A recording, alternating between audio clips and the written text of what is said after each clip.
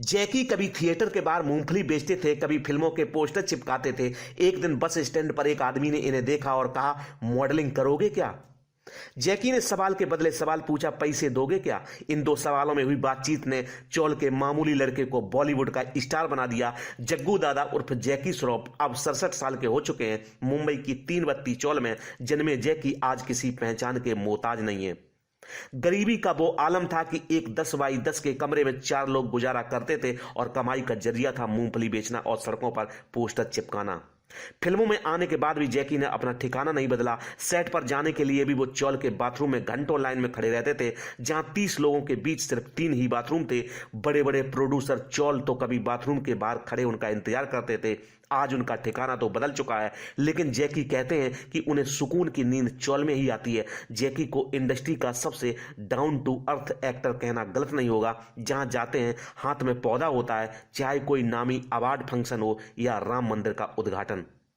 नमस्कार दोस्तों, आपका स्वागत है हमारे चैनल ग्लोबल थॉट में। एक बार फिर ग्लोबल थॉट में आज की स्टोरी जैकी श्रॉफ की। तो देर किस बात की, कीजिए हमारे चैनल को लाइक और सब्सक्राइब और जानिए बॉलीवुड के स्टार जैकी श्रॉफ के जीवन की संघर्ष से सफलता तक की कहानी को।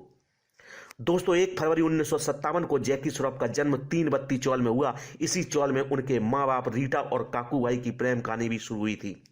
दरअसल 1936 के आसपास कजाकिस्तान में हुए तख्तापलट के बीच 10 साल की रीटा 7 भाई बहनों और मां के साथ जान बचाकर पहले लाहौर फिर दिल्ली आ पहुंची।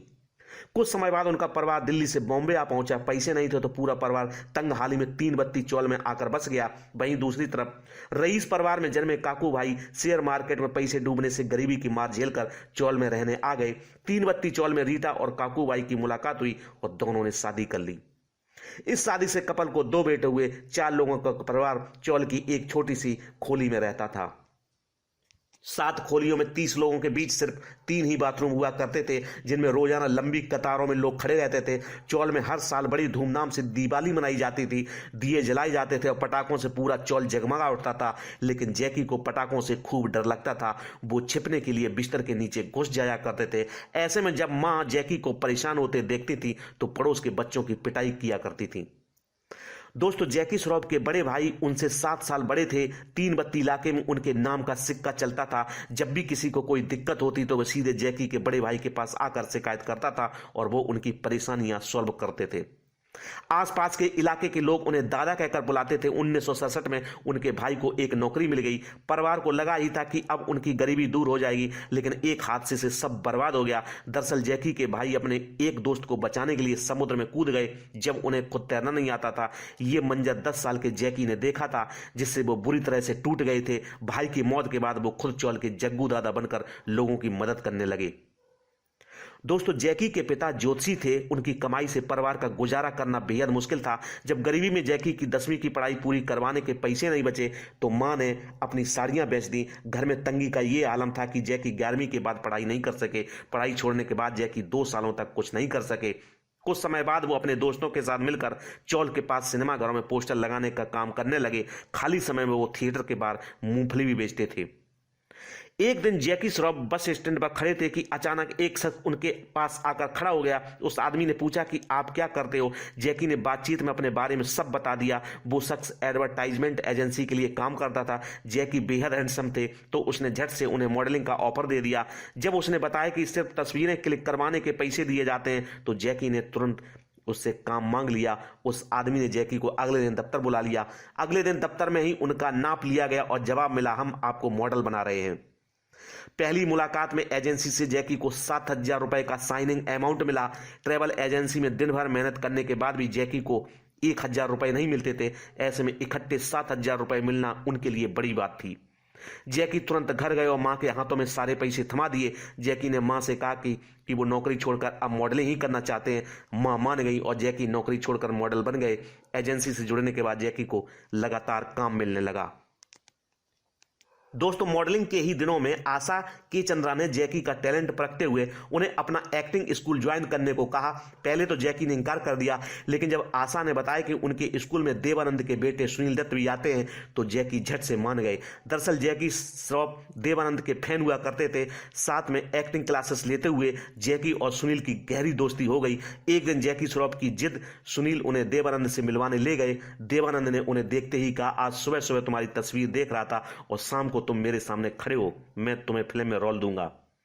एक मुलाकात में ही देवानंद ने जैकी को अपनी फिल्म स्वामी दादा में सेकंड लीड रोल दे दिया। रोल मिलने से जैकी बेहद खुश थे, लेकिन फिर 15 दिनों बाद देवानंद ने वो रोल मिथुन को दे दिया। ऐसे में जैकी को शक्ति कपूर के चेले का रोल मिल सका। जब शुरुआत में जैकी ठीक तरह से एक्टिंग नहीं कर सके तो उन्हें सेट पर खूब डांट पड़ती थी, लेकिन समय के साथ जैकी भी माहिर होते चले गए। जैकी श्रॉफ अपने अंदाज से हर किसी का ध्यान खींच लिया करते थे। ऐसे में जब सुहास घई अपनी फिल्म हीरो के लिए नए चेहरे की तलाश में थे तो अशोक खन्ना ने उन्हें जैकी के नाम का सुझाव दिया। 1983 की फिल्म हीरो से जैकी रातों रात स्टार बन गए और फिर कभी पीछे मुड़कर नहीं देखा। दोस्तों कई फिल्मों में नजर आने के बाद भी जैकी चौल में ही मां के साथ रहते थे। उन्हें यहां बाथरूम जाने के लिए घंटों तक लाइन में खड़ा रहना पड़ता था, क्योंकि पूरे चौल में सिर्फ 3 ही बाथरूम थे। कई बार तो ऐसा भी हुआ कि डायरेक्टर उनके इंतजार में कई घंटों तक चौल तो कभी बाथरूम के बाहर इंतजार करते थे। जैकी भी बड़ी चालाकी से चौल वालों को शूटिंग का बहाना कर कई बार लाइन तोड़कर बाथरूम चले जाते थे। स्टार बनने के बाद जैकी ने गरीबों के हित में कई बड़े काम किए। कई बच्चों का स्कूल में एडमिशन करवाया, कई जरूरतमंद लोगों का इलाज करवाया। आज जैकी की बदौलत करीब 100 परिवारों का गुजारा होता है। जैकी ने पुराने घर की जगह 3 बत्ती से पाली हिल स्थित घर की बीच वाले रास्ते में रहने वाले कई भिखारियों को अपना पर्सनल मोबाइल नंबर दे रखा है। कई भिखारी उन्हें आज भी मदद के लिए कॉल करते हैं और जैकी उन्हें तुरंत मदद पहुंचाते हैं। दोस्तों जैकी श्रॉफ ने फिल्मों में आने के बाद 1987 में आयशा से शादी की थी। हालांकि उन्होंने आयशा दत्त से शादी करने का फैसला 1973 में ही कर लिया था।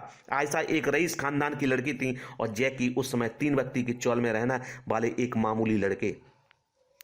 दोनों की मुलाकात तब हुई जब आयशा 13 साल की थी। एक दिन स्कूल बस गेट पर खड़ी हुई आयशा पर जैकी की नजर गई। जैकी दौड़कर पास गए और अपना परिचय दे दिया। दूसरी मुलाकात दोनों की कैसेट रिकॉर्डिंग शॉप में हुई, जहां आयशा कुछ रिकॉर्डिंग लेने पहुंची थी। जैकी ने उनकी मदद की तो आयशा भी इंप्रेस हो गई और उन्होंने सोच लिया वो इसी लड़के से शादी करेंगी।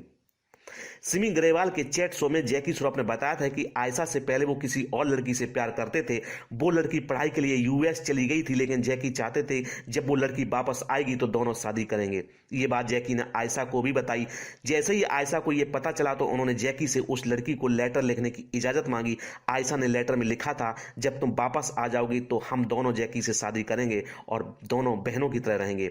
ये देखकर जैकी समझ गए कि आयशा उनसे बेहद मोहब्बत करती हैं। हीरो बनने के बाद दोनों ने 1987 में शादी की। इस शादी से कपल के 2 बच्चे टाइगर श्रॉफ और कृष्णा श्रॉफ हैं।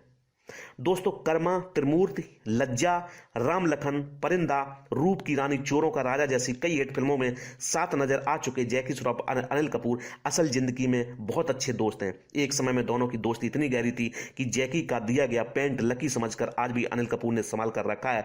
दरअसल जैकी श्रॉफ अपने जमाने के फैशन आइकॉन समझे जाते थे। जब फिल्म विरासत के लिए अनिल को एक पेंट की जरूरत पड़ी तो उन्होंने जैकी की एक पेंट मांग ली, क्योंकि वो उन्हें बहुत पसंद आई थी। जैकी ने भी बिना सवाल किए पेंट दे दिया। जब फिल्म विरासत जबरदस्त हिट हुई तो अनिल ने इसका क्रेडिट जैकी की पेंट को दिया। अनिल को लगता था कि वो पेंट उनके लिए लकी है। ऐसे में उन्होंने हमेशा के लिए उस पेंट को सहेज कर रख लिया।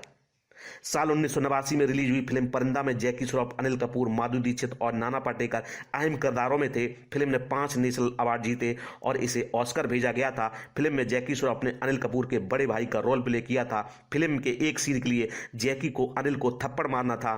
डायरेक्टर बिदु विनोद चोपड़ा परफेक्शन के लिए जाने जाते थे। ऐसे में उन्होंने जैकी से कहा कि वो अनिल को असली थप्पड़ मारें। एक परफेक्ट शॉट के लिए जैकी ने अनिल को 17 थप्पड़ मारे थे। 2003 की फिल्म बूम को जैकी श्रॉफ और उनकी वाइफ आयशा श्रॉफ ने प्रोड्यूस किया था। इस फिल्म में दोनों ने अपनी जिंदगी की सारी जमा पूंजी लगा दी थी। ये कटरीना कैफ की पहली फिल्म थी। वहीं इसमें अमिताभ बच्चन, गुलशन ग्रोवर, जीनत अमान जैसे बड़ी स्टार कास्ट थी। फिल्म के डिस्ट्रीब्यूटर्स ने आखिरी समय में बैकआउट कर दिया और सारा नुकसान जैकी को हुआ।